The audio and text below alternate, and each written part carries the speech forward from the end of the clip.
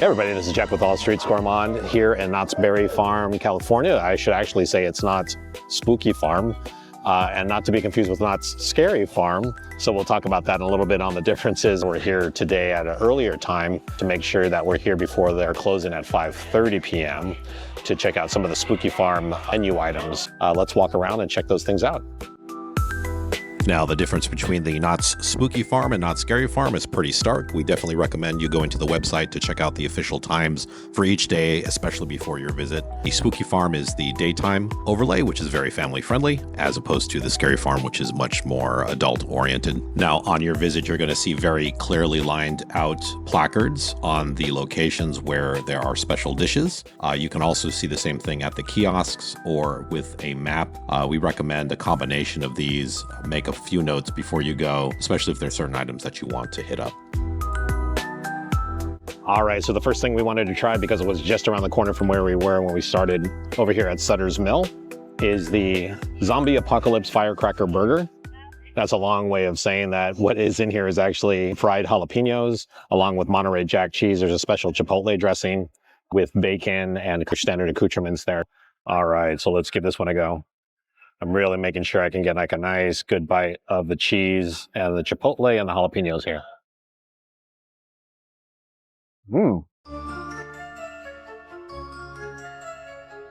Generally a solid burger. Actually, now I'm getting some of the spice. The chipotle is actually the standout in it. It's a very good sharp chipotle sauce. Not very hot. Well, it's starting to slow burn there. No, I really like hot food. So this one's actually not too bad. You're getting a nice good burn in there. So for folks that don't go for the hotter end, this is a nice mild burn, but there's definitely a burn there. I'm gonna give it a thumbs up. It's actually pretty good. As you eat it, it kind of slowly sleeps up on you, I guess, like a zombie.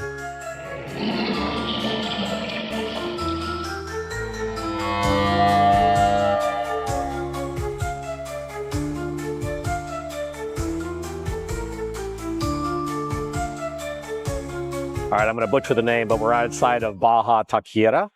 And so this also goes to show that some of the offerings for Spooky Farm are only on selective nights. So if you look at the menu very carefully, this one is one of those. In fact, this is the one where I see it actually closed on more occasions than not.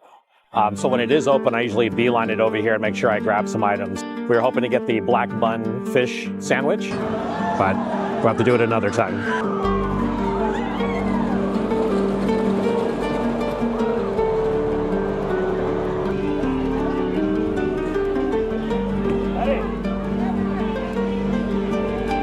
All right, our next item is here from the Fiesta Village, and it's called the Casa California.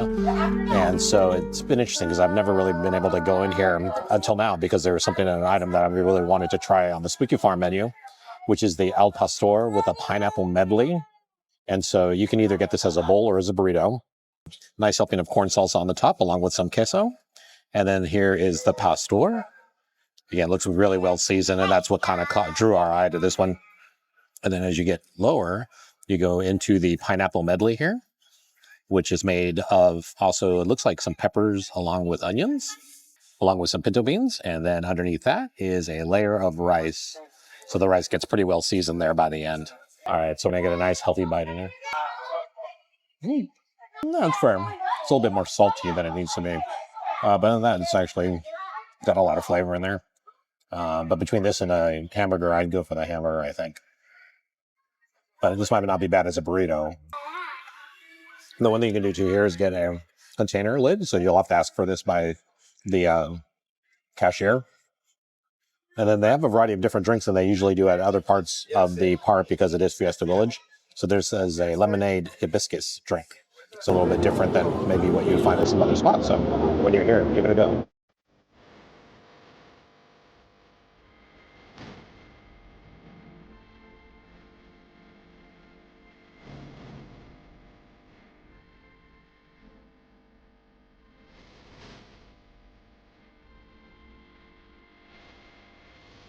All right, so we're feeling a little bit pinched because of the timing, so we don't have a ton of time here. They're already sweeping up the saloon. So we asked about the blood bags. I was actually kind of looking forward to that. They don't have them here. So one thing to keep in mind is there's probably more of a selection on the weekend side as opposed to the weekday. So there's a bit of a trade-off. During the weekday, it's a little less packed, which is nice. But as you saw, there's a lot of things that are closed or not available. So we went with a boysenberry wheat ale instead. So we're going to try that. And then we're going to try a couple of sweets before we leave. But I mean, we're like really close on time here. So let's go ahead and give this one a try. Oh, that's good. That's nice ice cold boysenberry wheat ale. No harsh finish on the other side. Very smooth. Very ale-y, very wheat tasting. It's actually exactly as it's described. So, boysenberry wheat ale. Give it a go at the Calico Saloon.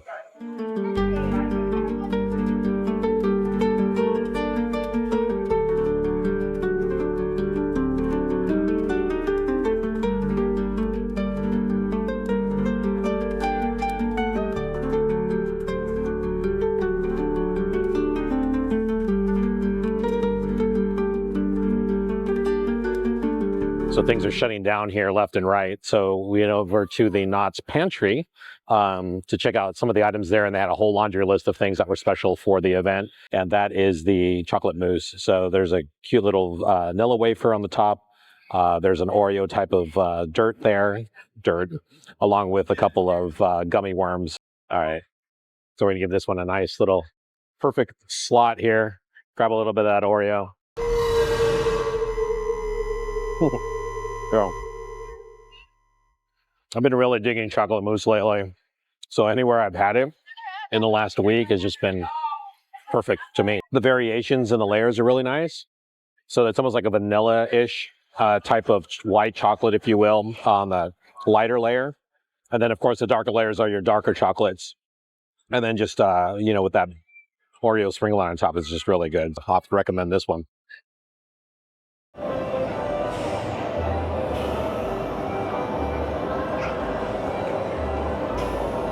All right, so our goal was to give you the best information. So we're going to do kind of a quick brain dump here while we have very limited time.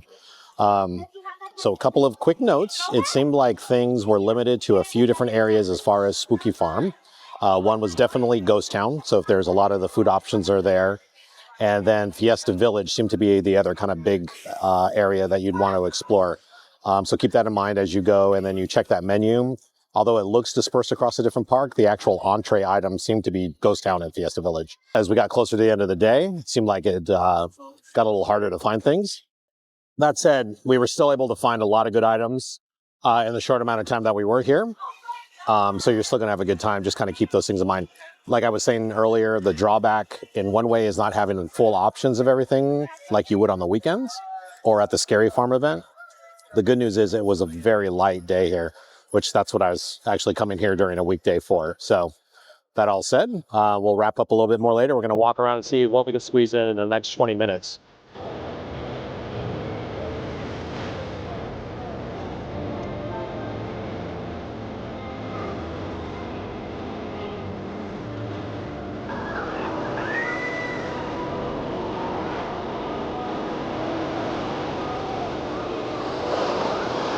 All right, so the other benefit of coming here and staying here almost to closing is that log ride was a walk-on, which if you know Knott's these days, log ride is not a walk-on anymore. So walk right on, got a little wet. And so the fun part about the ride is it's actually a Halloween overlay right now. So you get some of the elements of Scary Farm in there, which is kind of fun. So the lights, some of the characters in there. And then you can see all these pumpkins on your way out after the drop. It's a lot of fun. So log ride's always been number one of the best rides in the park for sure.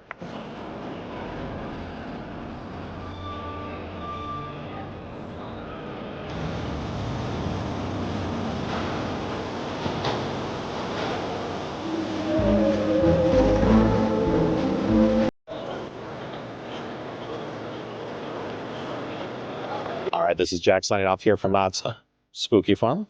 As you can see behind me, they've really decked out the place. It's really nice. So I hope you learned things that we learned today. I think, again, there's a drawback with coming during the weekdays as opposed to the weekends, but you're definitely getting what I think is a really great Halloween experience. We hope you enjoyed everything. If you do, please like and subscribe. All things All Streets Gourmand.com. We appreciate all of your interactions, and we'll see you on the next one.